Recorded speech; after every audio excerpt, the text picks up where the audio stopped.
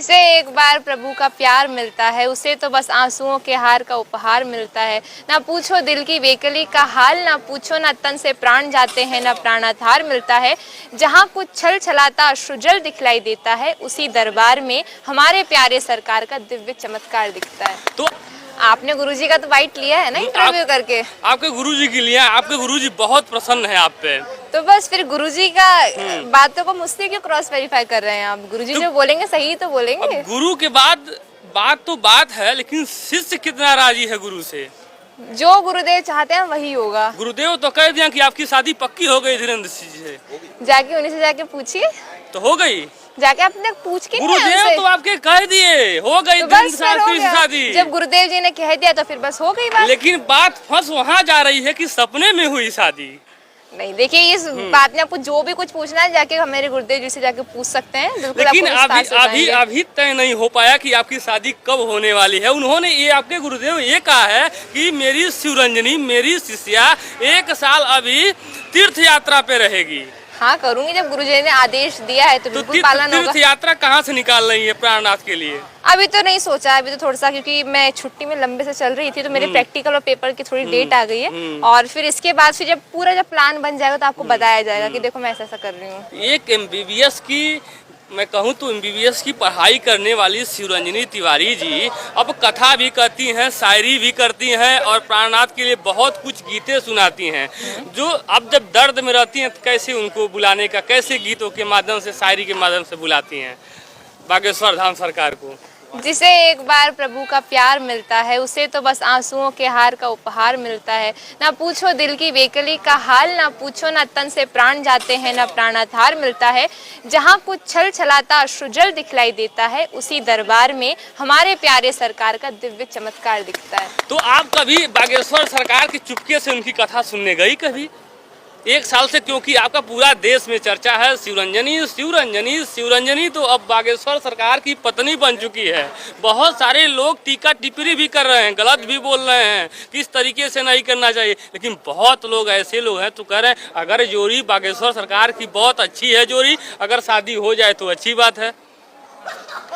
उन लोगों जो को क्या लोग कहें? कह रहे हैं कबीरा इस संसार में भांति भांति के लोग, तो इसमें कोई बहुत सोचने वाली बात नहीं है। हर तरीके से मिलेंगे। जब भगवान श्री कृष्ण को भी तो कई लोगों ने उन पे टीका टिप्पणी की। जब भगवान श्री कृष्ण अपने आप को टीका टिप्पणी से नहीं बचा पाए तो मैं तो एक साधारण सी लड़की हूँ। 1 साल से आप कैसे रह रही हैं? कभी भेंट और नहीं की?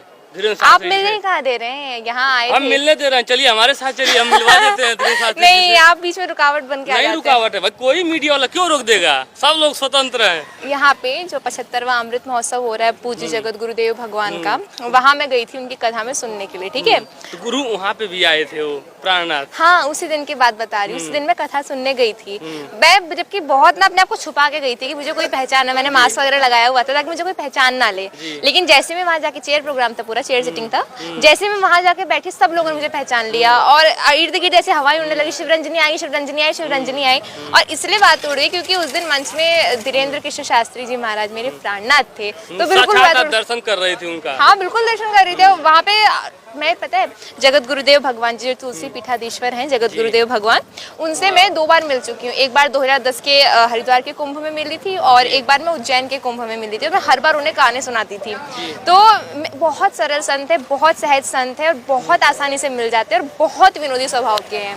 तो इस बार मैं मिलने ही गई थी उनसे, लेकिन उसके पहले मैं मिलने जा पाती और पूरा एकदम से हवा अफड़ा थपड़ी हो गई, शिवरंजनी आई, शिवरंजनी आई, बिल्कुल ऐसे बातें होने लगी। तो मैंने कहा कि अब चलो मुझे हट जाना चाहिए यहाँ से, अब बात बेकार हो गई। जैसे ही मैं बाहर निकली वहाँ फिर मुझे मीडिया ने घेर लिया और वही प्रश्न जो हर कोई जानना चाहता है। घेर इसलिए ले रहा है, आप ऐसा कह ही रही हैं कि मतलब कोई विश्वास कर रहा है, कोई विश्वास भी नहीं कर रहा है, कि मतलब कोई भी घेर लेगा, मीडिया का जनता घेर लेगी। अभी देख रहा था, इंटरव्यू हो रहा था तो लोग सेल्फी भी ले रहे थे आपके। वो ऐसे ही होता है मेरे साथ। मैं जहाँ जा रही हूँ ना वहीं यही हो रहा है। वहाँ पे मैं गुरुदेव जी भगवान के दर्शन नहीं करने गई थी। तीर्थ यात्रा आप इस अयोध्या नगरी से करने वाली हैं कि कहाँ से करने वाली? बताया जाएगा आपको, मीडिया द्वारा बताया जाएगा। हाँ बिल्कुल बताया जाएगा। आपकी तो नजर इतनी पैनी घड़ी हुई है मेरे ऊपर, मैं जो भी एक्टिविटी कर रही हूँ तुरंत पता चल जा रहा है। जो भी मैं कुछ अपलोड कर दे रही तुरंत यूट्यूब में आ जा रहा है। शिवरंजनी तिवारी ने आज अपलोड किया। मीडिया के पास एक सूत्र होते हैं, हाँ, तो सूत्र बता देते हैं।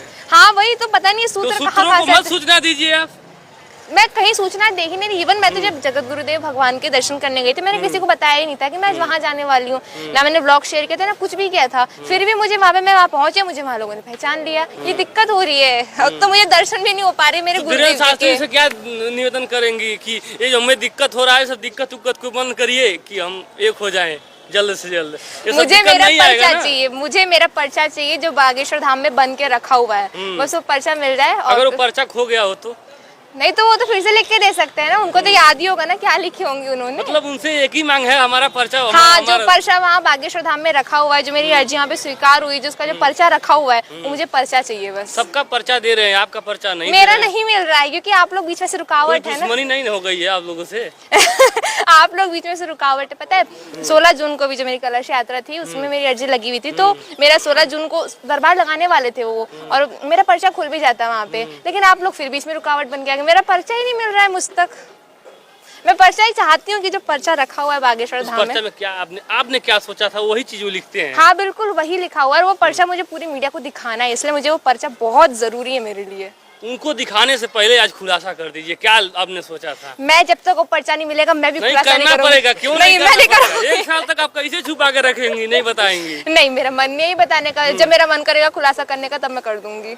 मतलब आप एकदम धीरेन्द्र शास्त्री जी पे ही आप अडिग हैं कि वही बताएंगे? बिल्कुल पर्चा चाहिए लेकिन मुझे आपके वो। गुरु बता दिए कि आपकी शादी उन्हीं से होगी। नहीं तो गुरुजी जो बताएं वो तो सब ठीक ही है, गुरुदेव जी के वचन तो सत्य है, गुरुजी झूठ नहीं बोलते कभी भी, कोई भी हो। लेकिन मुझे मेरा वो पर्चा चाहिए। अगर आप मीडिया के माध्यम से संदेश पहुंचा सके तो बिल्कुल पहुंचाइएगा। जो मेरा बागेश्वर धाम में जो पर्चा रखा हुआ है मुझे वो लाके दे दो, मुझे वो किसी भी हाल में पर्चा चाहिए, और मुझे दिखाना है पूरी मीडिया को कि ये मेरा पर्चा रखा कहा जाता है जो जिसको दिल से मानो वो नहीं मिलता है, और जिसके नहीं मानो वो मिल जाता है। कहीं ये ना हो जाए जिसे एक बार प्रभु का प्यार मिलता है उसे तो बस आंसुओं के हार का उपहार मिलता है। ना पूछो दिल की बेकली का हाल मत पूछो, ना तन से प्राण जाते हैं ना प्राणाधार मिलता है। जहाँ कुछ छल छलाता अश्रु जल दिखलाई देता है, उसी दरबार में प्राणनाथ का दिव्य चमत्कार दिखता है।